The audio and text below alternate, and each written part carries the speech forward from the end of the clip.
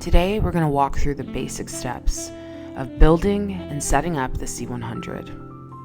We're going to start off by detailing what comes in the case. Part 1, unboxing the C100. Depending on where you check out the C100 package, the battery, charger, and lens might come in the box or separately. So here we have 2 batteries, the battery charger, the lens, the camera case, and the tripod. We're going to go ahead and open the box.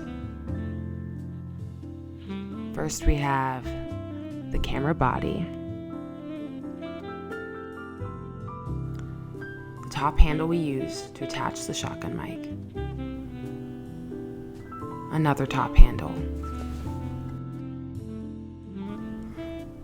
Next we have a follow focus. You'd use this to pull focus instead of directly from the lens, also known as pulling from the barrel. Then we have 2 rods to attach the follow focus. And lastly, 2 trusty Allen wrenches and a multi-purpose tool we'll use to loosen and tighten the tripod base plate. Part 2, building the camera. Now that we are familiar with all of the parts of the C100 package, we're going to build the camera. So first thing we're going to attach is the top handle for audio. See, this part usually would connect to the cold shoe underneath here. This is what the cold shoe adapter looks like, and it fits directly into the handle. However, since we have a body cage, we're going to attach the handle directly down into the body cage. This method isn't as sturdy as directly attaching it to the camera. However, the body cages can't be removed, so this is the way we'll do it.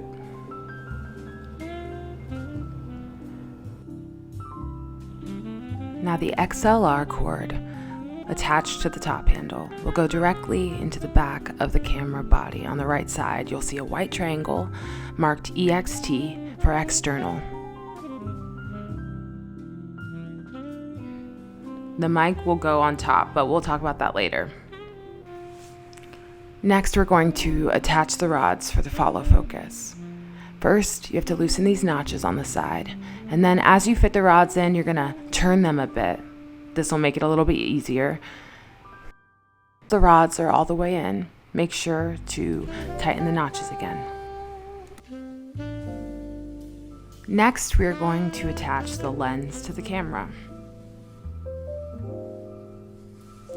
You will see a red dot on the lens and a red dot on the camera. You will align these and then rotate clockwise until you hear a click. Now that the lens is on, we will attach the follow focus.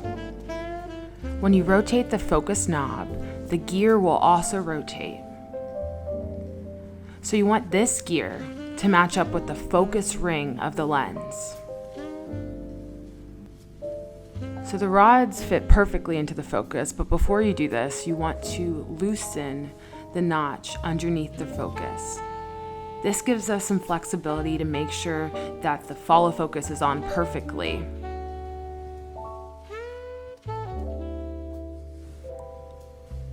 So you'll slide this part in.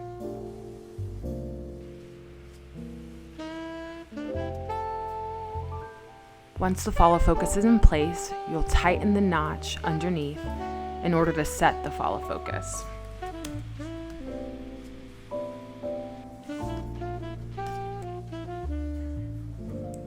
Next, we'll attach the tripod base plate to the camera. You'll see it's labeled lens side up.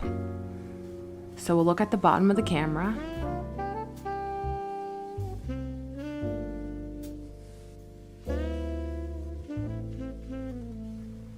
You'll want to use your tool to tighten the plate onto the camera.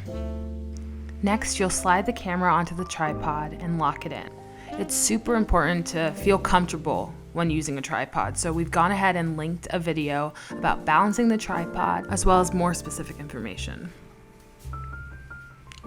Next, we have the battery. On the battery, you'll see an arrow which shows you the direction the battery fits in. So It's going to move to the left and slide over and click.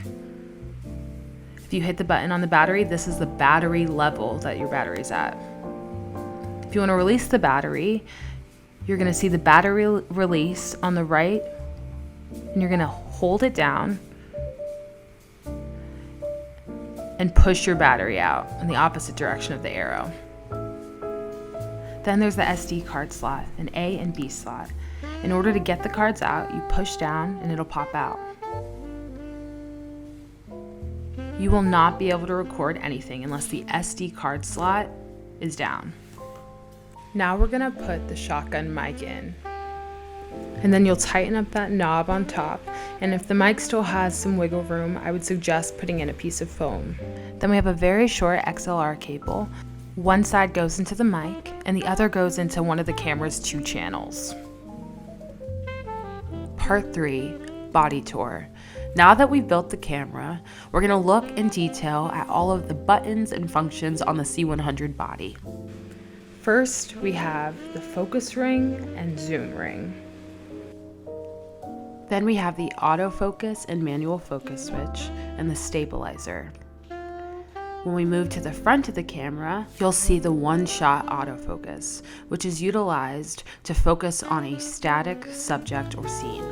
As we make our way to the back of the camera, you'll see the ND filter ring, which is used to reduce the amount of light coming through the camera sensor.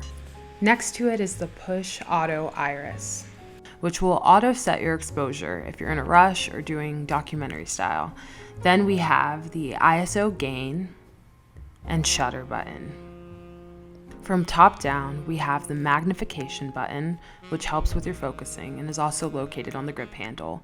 Then peaking and zebra for focus and exposure assist.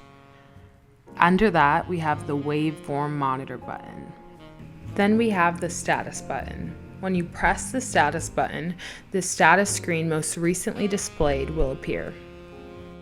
You have your white balance button and your presets white balance button, and then your custom picture button, which we will talk about more later. Lastly, on the side of the camera, we have the switch between power, camera, off, and media. On the back of the camera, we have the menu and cancel button. Underneath that, we have the play control. This is when you're looking at media, you can play, pause, fast forward. Underneath that, we have the slot select, which lets you pick which card you're recording media onto. And then the display battery info, and then the index. On the right here, you have all your connection points. The headphone jack, the remote control, the USB for downloading footage, and the HDMI, and finally the DC in power supply. Then we have another magnification button, and to the right of that, the joystick, which we'll use to go through the menu.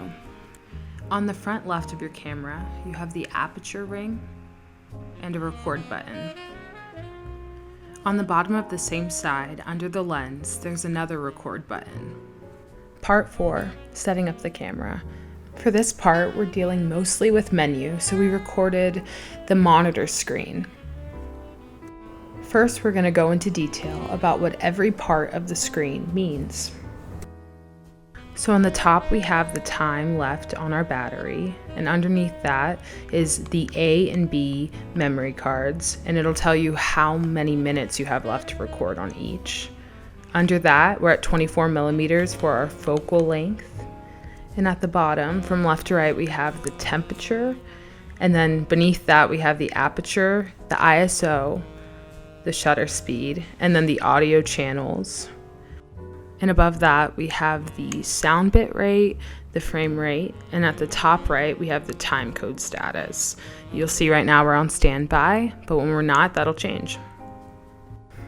The thing I like to do first, so I don't forget, is to format my cards. This is super important because it could be detrimental later on.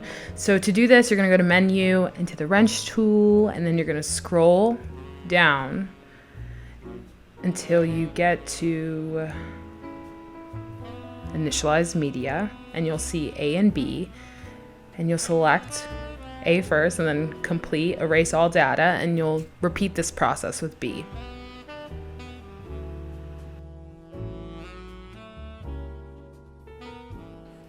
Now let's set up the system frequency menu. We'll go down to the wrench symbol, down to system frequency.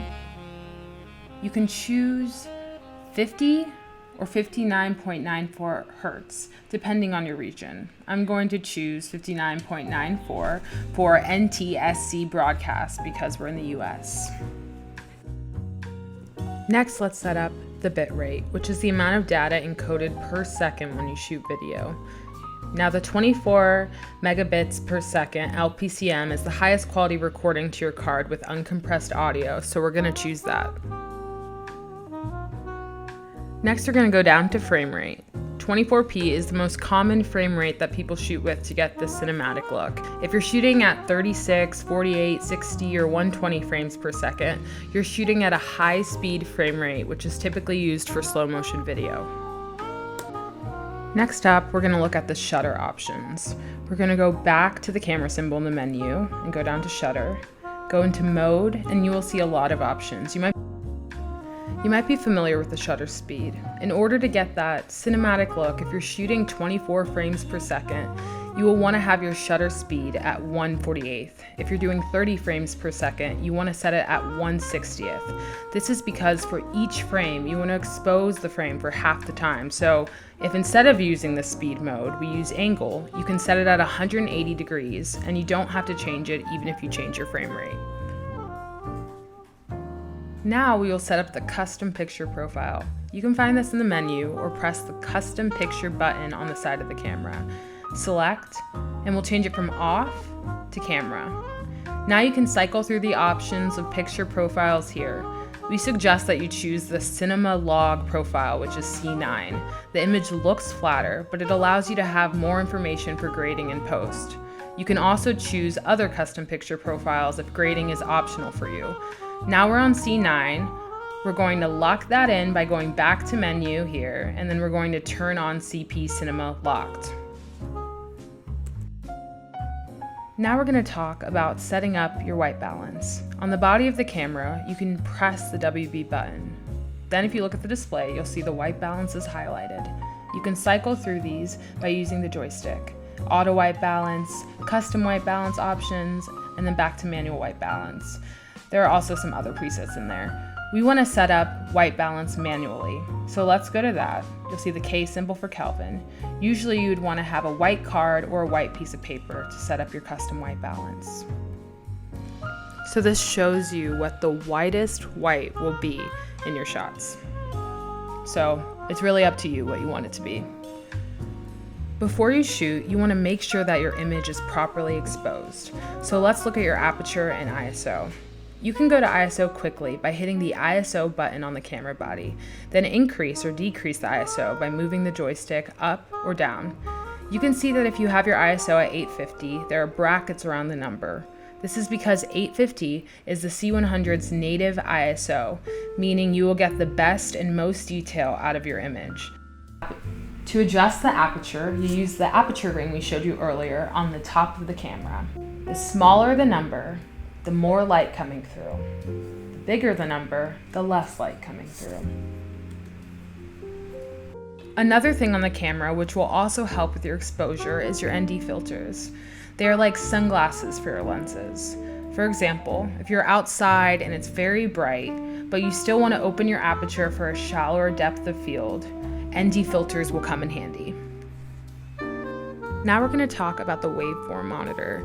As you can tell, the screen looks a little different now, and that's because the waveform monitor wasn't showing up on the TV over the HDMI, so we're recording straight from the camera's screen. And basically, the waveform monitor is a super useful tool for controlling exposure.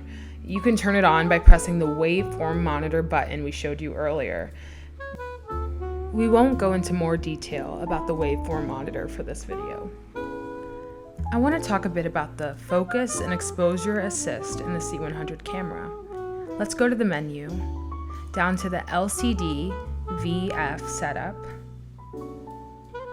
then go down to peaking and turn it on. Then you'll want to go down to zebra and turn it on.